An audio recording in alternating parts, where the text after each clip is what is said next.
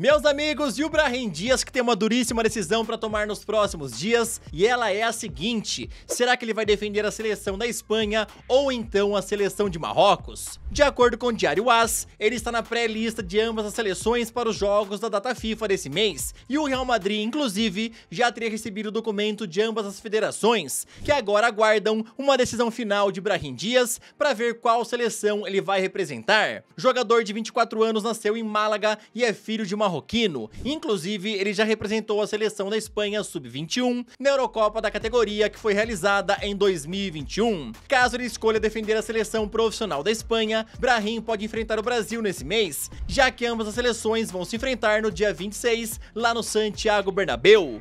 Meus amigos, então Brahim Dias tem uma decisão a tomar: jogar pelo Marrocos ou jogar pela seleção da Espanha. Segundo o jornal Marca, a ideia dele seria defender a seleção de Marrocos, aonde ele teria o maior protagonismo. Porém, o técnico da Espanha já está conversando com ele para tentar convencê-lo a vir para a seleção do país. Quero saber na tua opinião, vocês acham que seria melhor para Brahim Dias defender qual seleção? Marrocos ou Espanha? Comenta aí, tá? Eu sou o Todd, seja muito bem-vindo para mais um vídeo aqui no canal, onde eu vou te contar bastante coisa interessante. O Santos pode alugar a Neoquímica Arena, tem reforço novo chegando na equipe do Vasco, tem técnico novo lá no Atlético Paranaense, Mbappé e Paris Saint-Germain parecem cada vez mais em rota de colisão, Theo Hernandes já foi consultado pelo Bayern de Munique. Bora te falar tudo isso e muito mais, então, sem mais enrolações, solta a intro!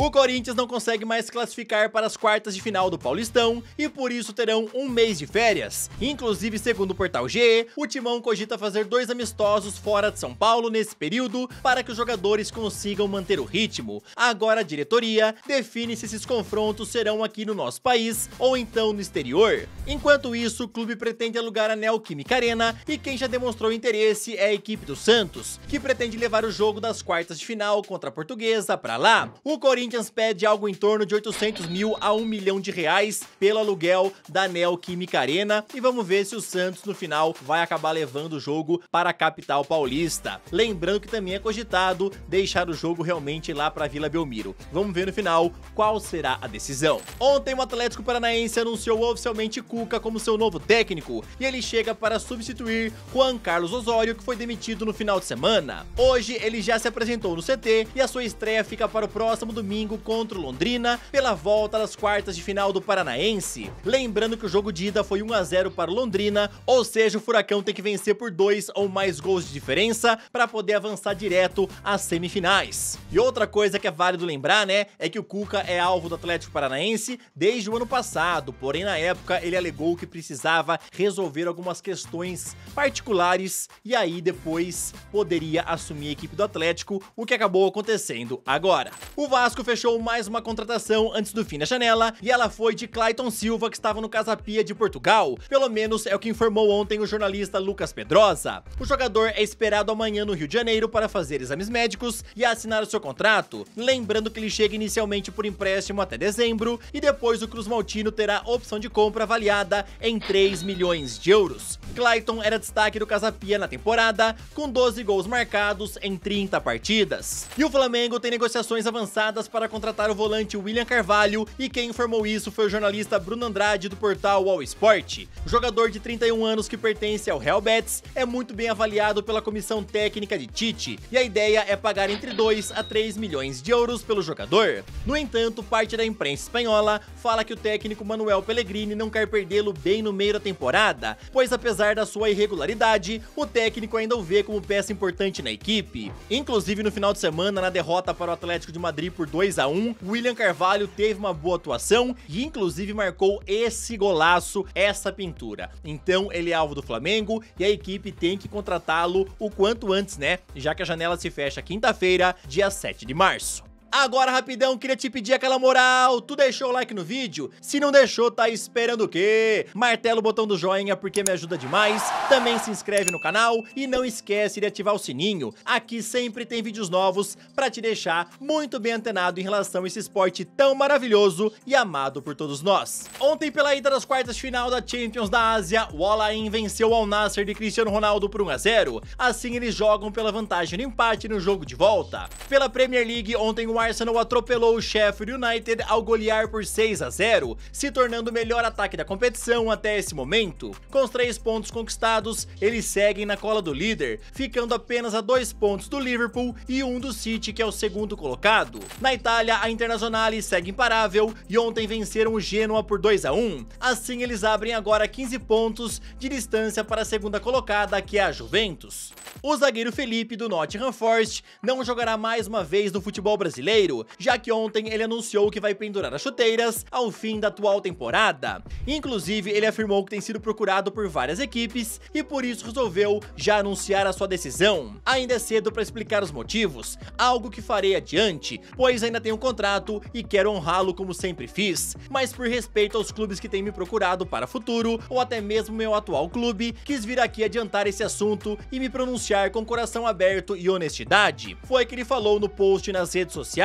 O Felipe, tem convivido com algumas lesões na temporada e por isso jogou apenas 7 vezes. Com certeza, a sua condição física é um dos grandes motivos pelo qual ele tomou a decisão aí de se aposentar. Então não voltará a jogar aqui no Brasil, realmente vai pendurar as chuteiras no meio do ano. A UEFA oficializou ontem o novo formato da Liga dos Campeões, que passa a ser válido a partir da próxima temporada. Ao invés das 32 equipes em fase de grupos que temos hoje em dia, agora são 36 times que vão disputar um formato de liga, onde cada clube enfrentará 8 adversários. Os 8 primeiros colocados se classificam direto para as oitavas de final. De nono lugar a 24º vão para a fase de playoffs para também buscar uma vaga nas oitavas. Times que ficarem do 25º lugar ao 36º serão eliminados direto. Oitavas de final, quartas de final e semifinais continuarão sendo disputadas em 2 partidas e a grande final é em jogo único, como a gente já conhece, tá? Então muda realmente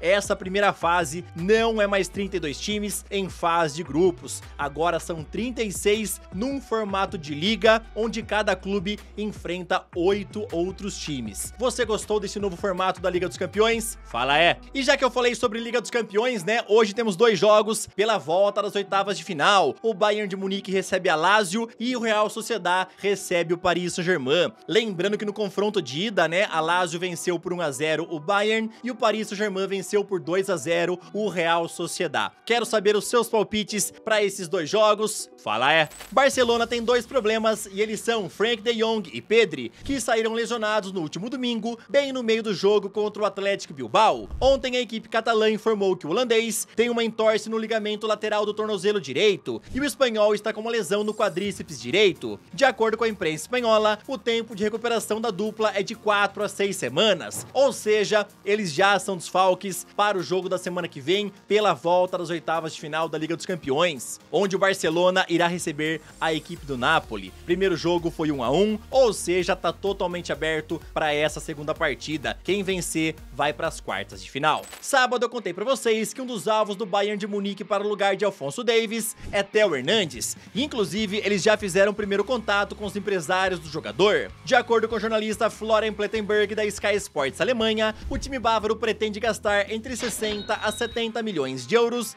para tirá-lo do Milan, e esse valor já incluiria bônus por metas. Esse, inclusive, é o mesmo valor que os bávaros pretendem pedir ao Real por Davies. O Fabrício Romano informou que os merengues, não querem fazer loucuras pelo Alphonso Davies e querem pagar um preço justo por um jogador que vai estar no último ano de contrato. Não irão fazer loucuras, pagar valores exorbitantes, até porque se não conseguir convencer o Bayern de Munique a vendê-lo por um preço razoável, eles vão contratá-lo de graça em janeiro de 2025. Em relação a termos pessoais, não tem problema nenhum, Davies e Real já têm acordo. O que falta é o acordo entre os times. E aí o Bayern de Munique vai com tudo pelo Theo Hernandes. O jornal L'Equipe informou que o Paris Saint-Germain está considerando Mbappé um traidor e por isso não pretende deixar que ele saia tranquilamente. A publicação informou que o clube quer que ele repasse uma parte das luvas que irá receber caso assine contrato com o Real Madrid, que seria entre 100 a 150 milhões de euros. Essa é uma forma do time de Paris receber algo pelo jogador, já que não pode pedir nada ao novo clube, pois o atacante irá ficar livre no mercado em julho. Lembrando a vocês que Mbappé já renunciou 80 milhões de euros, que teria direito por conta de bônus de fidelidade devido à renovação assinada em 2022. Mbappé vem perdendo cada vez mais espaço no clube após o anúncio da saída. Inclusive, no último jogo, ele foi sacado no intervalo e foi ver o segundo tempo no camarote, junto com a mãe dele. O portal Futimercato, inclusive, afirma que a relação do Luiz Henrique com o Mbappé é péssima e ambos mal se falam no dia a dia. O Luiz Henrique já falou que realmente vai começar a dar menos minutos para o Mbappé, pois o Paris Saint-Germain precisa aprender a jogar sem ele. Hoje tem Liga dos Campeões, Paris Saint-Germain joga e vamos ver quanto tempo o Mbappé ficará em campo. Em relação ao Paris Saint-Germain querer receber algo, uma parte, né, dessas luvas que o Mbappé vai receber quando assinar com uma nova equipe, não vai dar em nada, na minha opinião, tá? O jogador não é obrigado a nada. Mbappé não é obrigado a repassar uma parte do que ele vai receber em luvas, não tem nada a ver. O Paris Saint-Germain vai tentar exigir uma parte, mas pra mim não vai dar em nada, tá bom? E sinceramente, não tem nada a ver, né? Paris Saint-Germain é meio louco e não tem como explicar essas coisas que eles decidem às vezes. Esse daqui foi mais um vídeo, espero que vocês tenham gostado. Não se esqueça de deixar o like, tamo junto, valeu e falou!